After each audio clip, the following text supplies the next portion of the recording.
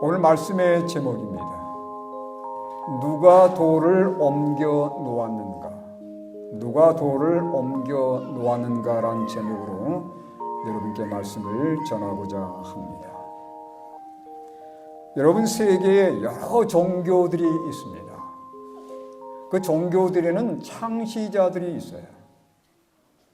근데 그들은 한때 나름대로 빛나는 삶을 살다가 결국은 세상을 떠나게 되었고, 그들의 시신은 무덤에 안치되어 있습니다. 이슬람의 창시자 무함마드의 무덤은 어디에 있냐면 사우디아라비아 메디나라고 하는 곳에, 여기 보시면 왼쪽에 녹색 돔이 있죠? 그 아래에 안치되어 있습니다. 오른쪽에 보시면 여기 시신들이 몇 구가 있어요. 근데 여기 네모 칸에 들어있는 여기가 가장 크게 구멍이 뚫어져 있습니다. 이 무함마드의 시신을 볼 수 있는 그러한 그 구멍이에요. 여기에 시신이 안장이 되어 있습니다. 여러분, 불교의 창시자가 누구냐면 석가모니이죠. 고타마 시타르타인데, 인도 쿠시나가르에 가게 되면 석가모니의 사리가 보관되어 있는 열반당이 있습니다. 석가모니가 죽어서 화장됐잖아요. 그래서 이제 사리가 나왔다고 해서 그 사리를 보관하고 있는 그러한 무덤 겸 사리가 보관되어 있는 열반당입니다. 석가모니도 죽었어요. 그리고 이런 무덤이 만들어져 있습니다. 유교의 창시자 누구죠? 공자입니다. 중국 제남성에 가게 되면 쉬프라고 하는 곳에 공자의 묘가 있습니다. 여기 보시면 지성묘가 있고 그 안에 들어가면 공자의 묘가 이렇게 안치되어 있는 것을 볼 수 있습니다. 여러분, 예루살렘에 가게 되면 또 하나의 유명한 무덤이 있습니다. 바로 예수 그리스도의 무덤입니다. 근데 특이한 것은 예수님이 무덤 안에 안장되어 있지 않다고 하는 것이에요. 예수님의 무덤은 비어 있는 무덤입니다. 그래서 그 무덤 입구에 문짝에 이렇게 기록되어 있어요. He is not here for his reason. 예수님은 여기 계시지 않으시다. 그분이 부활하셨기 때문이다. 이런 문구가 이 무덤문에 기록되어 있습니다. 다시 말하면 이 세상의 모든 종교의 창시자들은 나름대로의 무덤이 있고 결국은 죽음을 맛보게 되었습니다. 근데 그들은 부활한 놀라운 권세를 경험하지를 못했어요. 그런데 오직 예수님만은 부활했다는 사실입니다. 예수님은 무덤 속에 계속 계시지를 않으셨어요. 그분의 권능의 능력으로 예수님께서 무덤을 깨뜨리시고 이 지상으로 나오셨고 지금은 하늘로 승천하셨습니다. 예수님께서 부활하셨다고 하는 것을 여기 직접 요한계시록에 이렇게 언급해 주셨습니다. 요한계시록 1장 17절로 18절의 말씀입니다. 두려워하지 말라. 나는 처음이요 마지막이니 곧 살아있는 자라. 내가 전에 죽었었노라 볼지어다 이제 세세토록 살아있어 사망과 음부의 열쇠를 가졌노니. 이건 예수님이 직접 하신 말씀이에요. 특별히 신약 성경에 보면 빨간 글씨로 기록된 것은 예수님께서 직접 남기신 말씀들이에요. 요한계시록 1장 17절과 18절의 말씀은 빨간 글씨로 기록되어 있습니다. 이건 예수님이 직접 주신 말씀이란 얘기예요. 뭐라고 말씀하셨습니까? 두려워하지 말라. 나는 처음이요 마지막이니 곧 살아있는 자라. 내가 전에 죽었었노라 볼지어다 이제 세세토록 살아있어 사망과 음부의 열쇠를 가졌다고 말씀하고 있습니다. 예수님께서 사망과 음부의 열쇠를 가졌다는 말은 무슨 말인가요? 무덤문을 열어서 죽은 자들을 끄집어낼 수 있는 권능이 있다는 그런 표현입니다. 이건 예수님만이 할 수 있는 일이고 예수님께서만이 우리에게 생명을 보장해 줄 수 있는 분이라는 것을 우리에게 암시해 주는 말씀이에요. 예수님께서 이 땅에 얼마 동안 계셨습니까? 33년 그리고 반을 계셨습니다. 그런데 예수님께서 제자들과 함께 있는 동안에 여러 번 부활에 대해서 말씀을 언급하셨어요. 부활에 대한 예수님의 예고였습니다. 최소한 3차례 발견되는데 마태복음 16장 21절에 여기 빨간 글씨를 읽으시기 바랍니다. 제3일에 살아나야 할 것을 제자들에게 비로소 나타내시니 며칠 만에요? 예수님께서 죽으신 다음에 3일 만에 부활할 것을 여기 분명히 언급한 말씀이에요. 두 번째로 또 예수님께서 반복해서 말씀하십니다. 마태복음 17장 22절과 23절의 말씀인데 제3일에 살아나리라 하시니 예수님께서 비록 죽임을 당하실 것이었지만 3일 만에 살아날 것을 여기 분명히 언급하는 내용이에요. 그 다음에 마태복음 20장 18절과 19절에 보시면 여기 십자가에 못 박힌 다음에 제3일째 되는 날에 살아날 것을 여기 분명히 우리에게 말씀해 주셨습니다. 그런데 여러분, 제자들은 부활을 믿었습니까? 예수님의 제자들은 부활을 믿지를 않았어요. 그들의 마음속에 세속적인 야망으로 가득 메꿔져 있어서 예수님의 십자가에 돌아가시고 부활할 것에 대해서는 그들이 결코 마음에 품고 있지를 않은 것입니다. 예수님이 부활했다는 소식을 들었음에도 불구하고 그들은 예수님의 부활에 대한 소식을 결코 믿지를 못했습니다. 자, 여기 마가복음 16장 11절로 13절의 말씀인데 우리 함께 읽도록 하겠습니다. 자, 시작. 그들은 예수께서 살아나셨다는 것과 마리아에게 보이셨다는 것을 듣고도 믿지 아니하니라. 그 후에 그들 중 2사람이 걸어서 시골로 갈 때에 예수께서 다른 모양으로 그들에게 나타나시니 2사람이 가서 남은 제자들에게 알렸으되 역시 믿지 아니하니라. 여기 믿지 않았다는 말을 반복해서 소개하고 있습니다. 예수님께서 살아계신 동안에 그분께서 죽으실 것과 부활에 대해서 여러 번 반복해서 얘기했지만 그들은 귀담아 듣질 않은 거예요. 그들의 마음속에 세속적인 야망이 너무도 많았기 때문에 예수님께서 머지않아 예루살렘의 왕으로 등극하시면 우리가 어떤 자리를 얻을 것인지 이런 것에 대한 생각 때문에 전혀 예수님의 이런 희생과 연관된 말씀이 그들의 마음속에 들어오질 않는 겁니다. 심지어 예수님께서 부활했다는 소문이 들렸음에도 불구하고 그들은 아예 확인조차 하지 않은 거예요. 전혀 믿겨지지 않은 겁니다. 어떻게 죽은 사람이 살아날까? 여기에 대해서 그들은 의문을 품고 있었고 비록 제자들이 와서 그들에게 예수님의 부활의 소식을 알렸음에도 불구하고 여인들이 예수님의 부활을 목격하고서 그들에게 알렸음에도 불구하고 그들은 예수님의 부활에 대한 소식을 결코 받아들일 수가 없었습니다. 그들이 듣기는 들었지만 결코 마음속에 이 내용들을 간직하고 있지를 않았습니다. 그런데 여러분, 예수의 부활을 귀담아 들은 사람들이 있어요. 그들이 누구냐면 이 사람들입니다. 잘 보시기 바랍니다. 마태복음 27장 62절로 64절의 내용이에요. 예수님의 부활을 믿어지진 않지만 만약에 있을지도 모를 사건으로 이걸 귀담아 듣고 있는 사람들이 있었다는 얘기예요. 누구였습니까? 그 이튿날은 준비일 다음 날이라. 무슨 날이죠? 안식일이었습니다. 안식일은 하나님께 예배드린 날이에요. 세상의 모든 일을 다 내려놓고 하나님께 예배드리는 거룩한 날입니다. 그런데 예배를 드리지 못하는 사람들이 있었어요.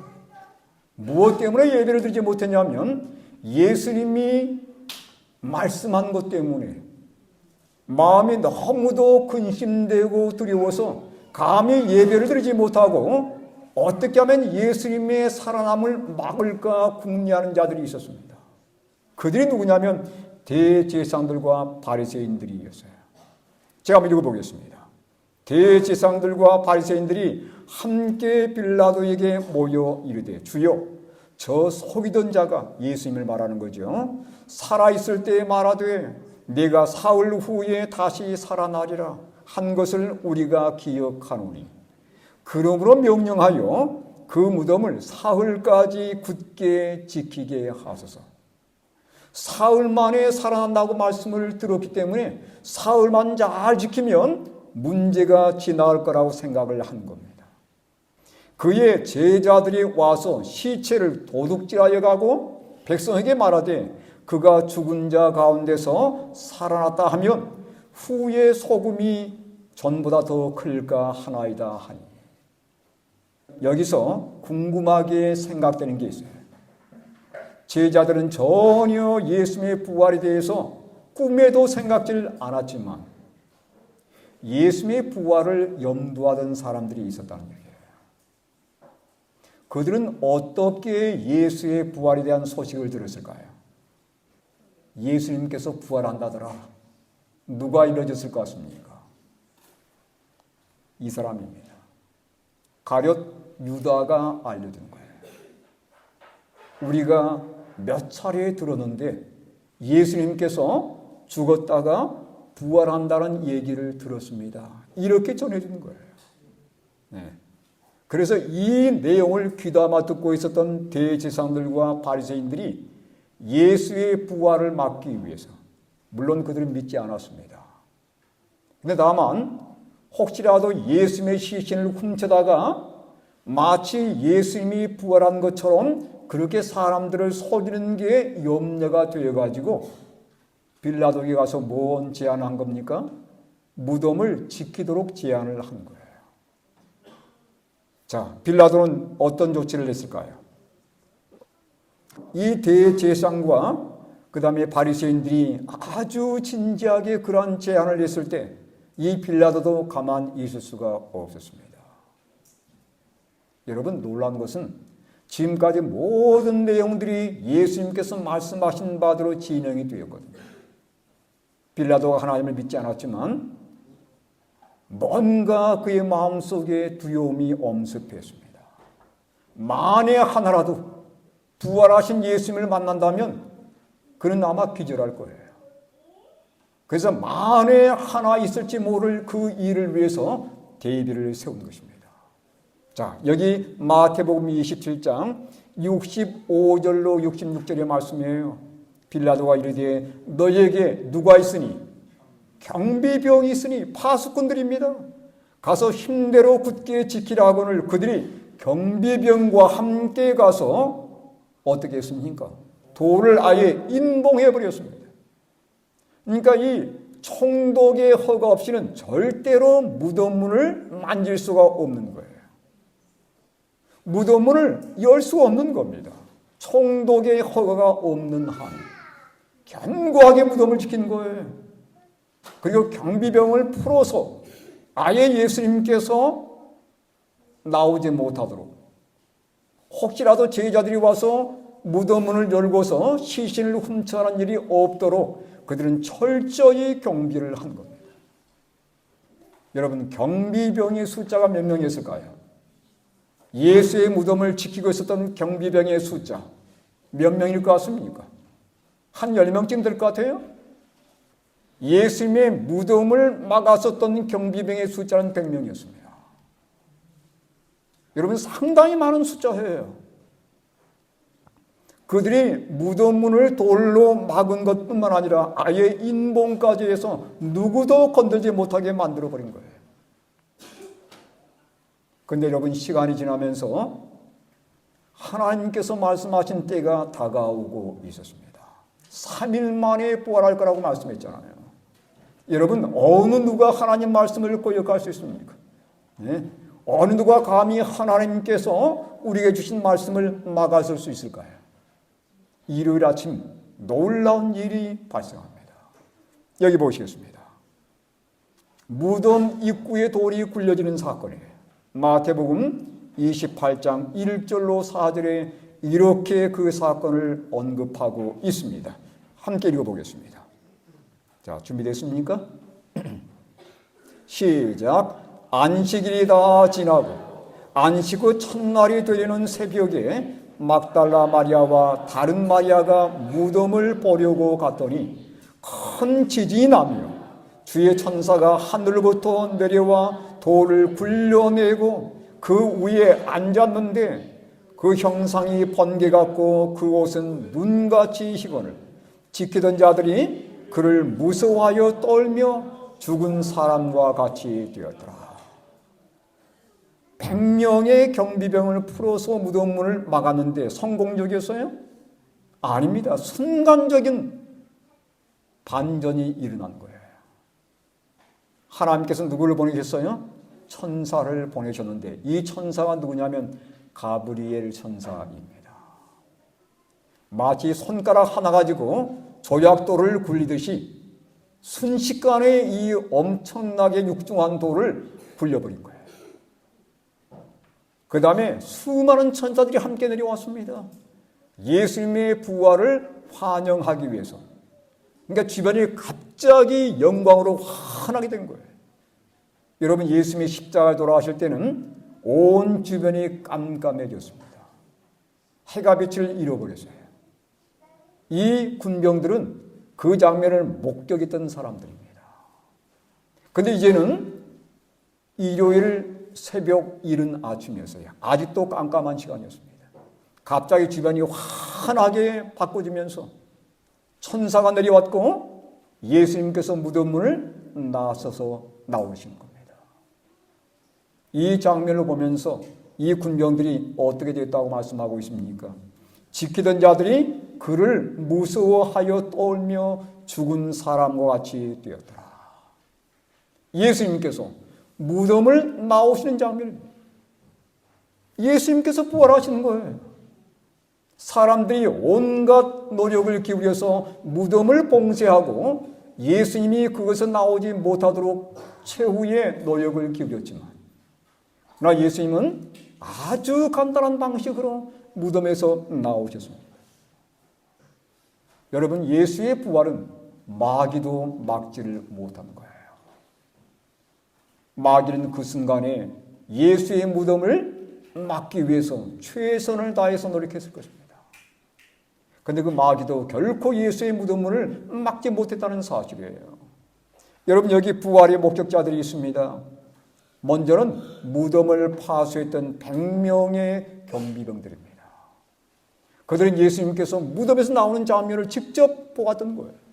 천사가 내려오고 천사들이 예수님이 나오시는 장면을 보면서 환연한 그 모든 모습을 이 경비병들은 다 보았습니다.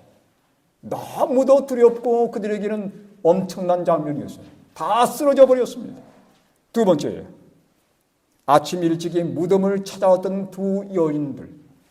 그들은 예수님께서 잠들어 계신 그 무덤 문이 열려진 것과 예수님께서 그 안에 계시지 않은 것을 목격하게 됐고 천사들로부터 예수님이 부활했다는 그 소식을 직접 전해 들었습니다. 예수님이 부활할 때 혼자만 부활하셨습니까? 여러분, 예수님이 부활할 때 함께 부활한 사람들이 있어요. 여기 마태복음 27장 52절로 53절에 보면 예수님이 십자가에 돌아가실 때 뭐가 있었냐면 엄청난 지진이 있었습니다. 그 지진과 함께 무덤들이 깨졌어요. 무덤들이 열렸습니다. 누구의 무덤이었냐면 구약 시대에 하나님을 성실하게 믿었던 소수의 사람들이었어요. 근데 이들이 언제 부활하냐면 예수님이 무덤에 나오는 순간에 그들도 함께 무덤에서 나왔습니다. 그리고 그들이 예루살렘에 들어가서 예수님의 부활 소식을 사람들에게 증거한 겁니다. 그러니까 예수의 부활은 어느 한 모퉁이에서 조용히 이루어진 사건이 아니에요. 여러 부활의 증인들이 있었습니다. 여러분, 예수의 부활은 정말 중요한 것입니까? 예수님이 부활했다는 이 놀라운 사실이 우리에게 희망을 안겨주는 것이에요. 우리 인생들은 다 죽게 되어 있잖아요. 예수님이 부활하심으로 우리에게도 부활의 희망이 주어졌다는 사실입니다. 자, 왜 예수님의 부활이 중요한가? 제가 몇 가지를 말씀드리겠습니다. 첫 번째는요, 로마서 1장 3절 4절에 이렇게 말씀하고 있습니다. 그의 아들에 관하여 말하면 육신으로는 다윗의 혈통에서 나셨고 성결의 영으로는 죽은 자들 가운데서 부활하사 능력으로 하나님의 아들로 선포되셨으니 곧 우리 주 예수 그리스도시니라. 여러분, 이 말씀은 무슨 말씀이에요? 예수님이 부활하셨기 때문에 뭘로 인정받았다고요? 사람들에 의해서 하나님의 아들로 인정을 받았다는 사실입니다. 지금까지 이 세상에 수많은 유명한 인물들이 있었지만, 수많은 의인들이 있었지만, 여러분, 그 가운데 부활한 사람이 누가 있습니까? 혹시 부활한 사람이 있다면 그것은 바로 예수님의 부활에 기초한 거예요. 예수님이 부활의 주인이십니다.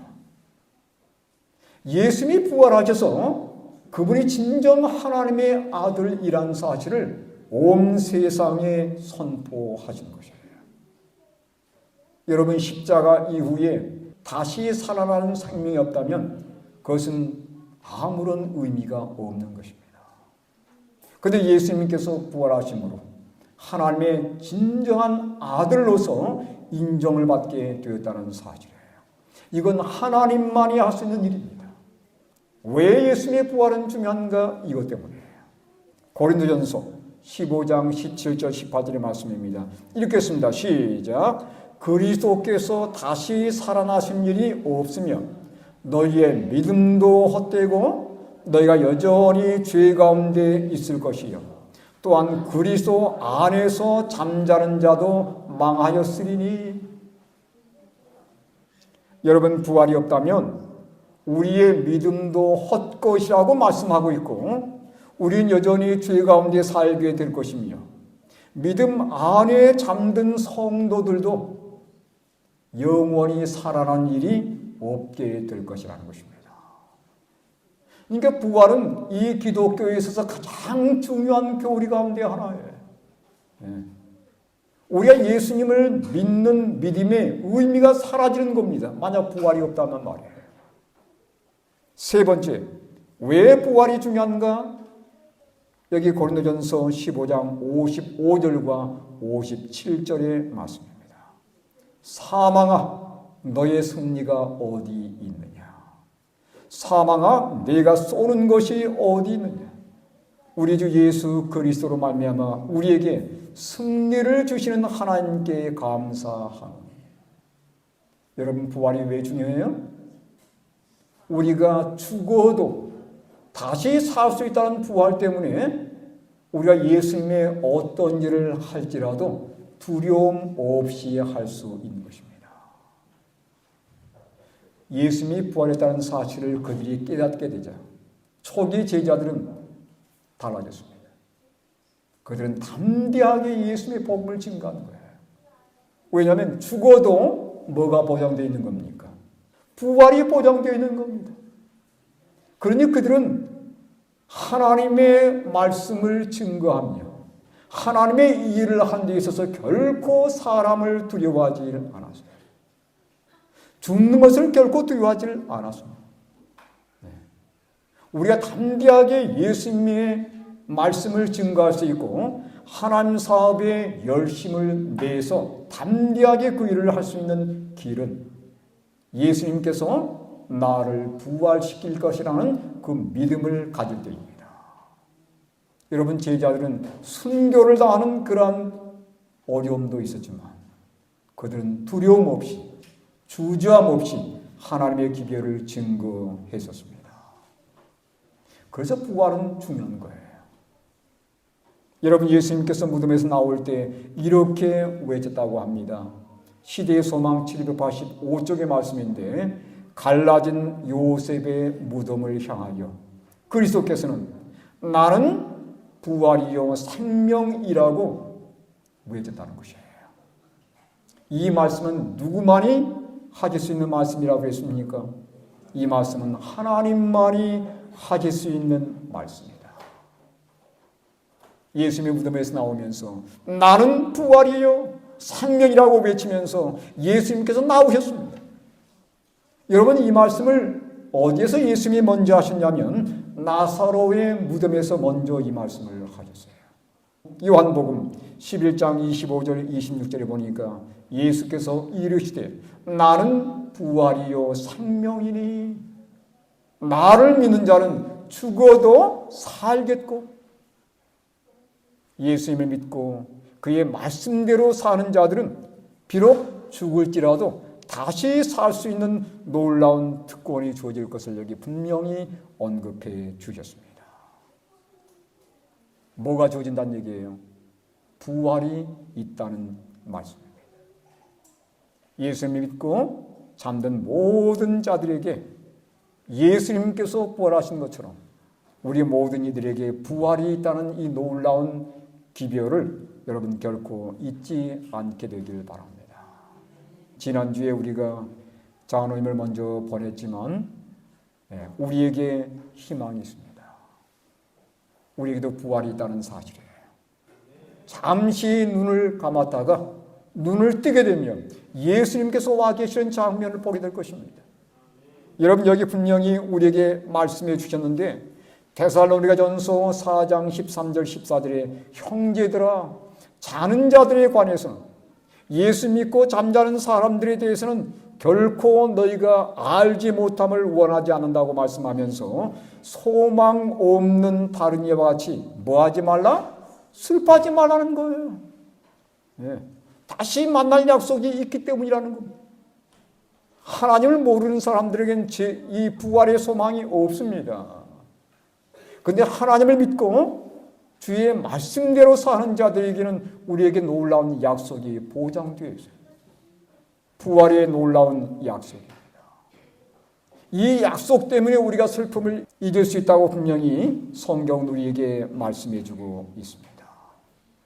우리가 예수께서 죽으셨다가 다시 살아나심을 믿을진데 우리 또한 이러한 놀라운 부활의 영광에 참여할 것이라고 우리에게 분명히 약속해 주고 있습니다.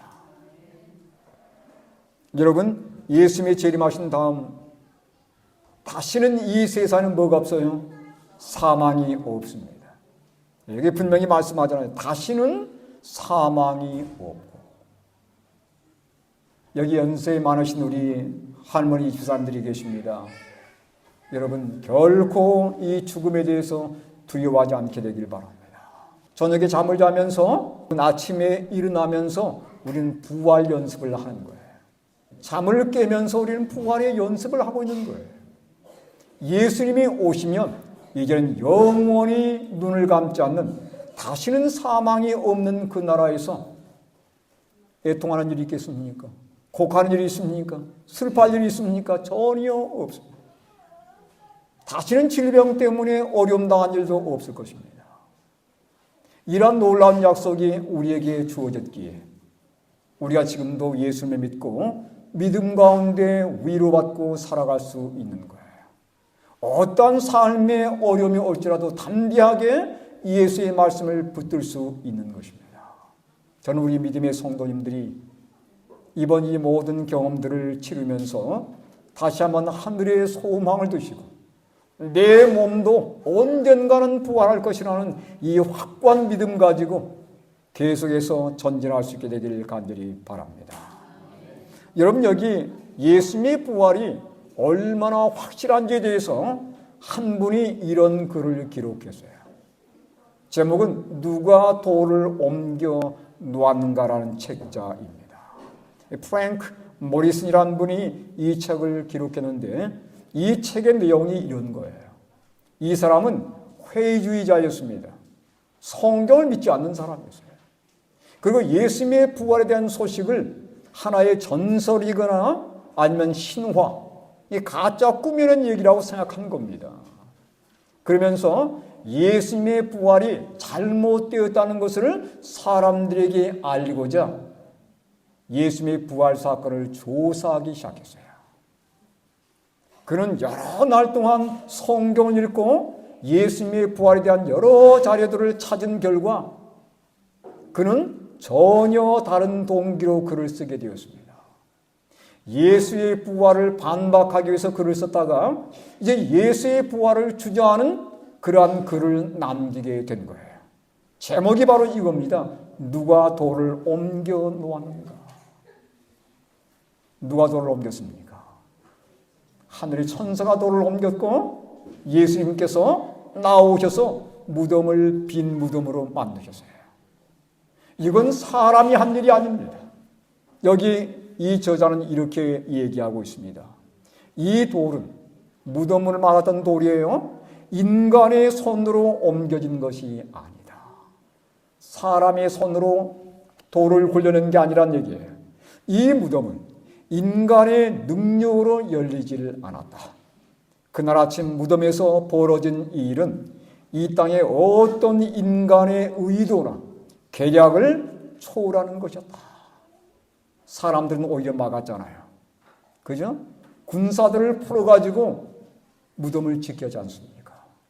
근데 그 모든 인간의 의도, 그 모든 기락을 뛰어넘어서 하나님이 개입하시고 결국은 부활의 놀라운 영광을 그들이 목격하게 된 것입니다.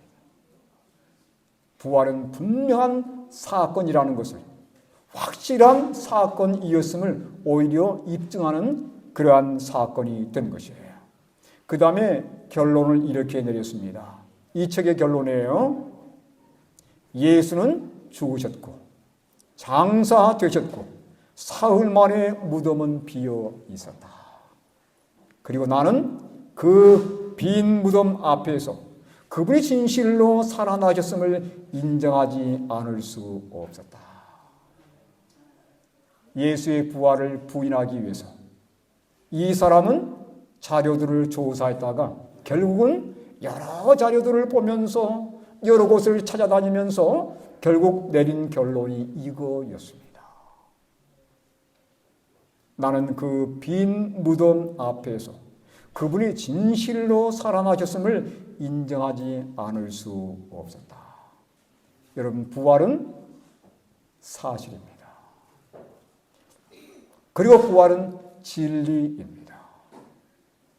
여러분, 이 세상에 사는 동안에 우리는 죽음 때문에 헤어지는 일이 있을 것입니다.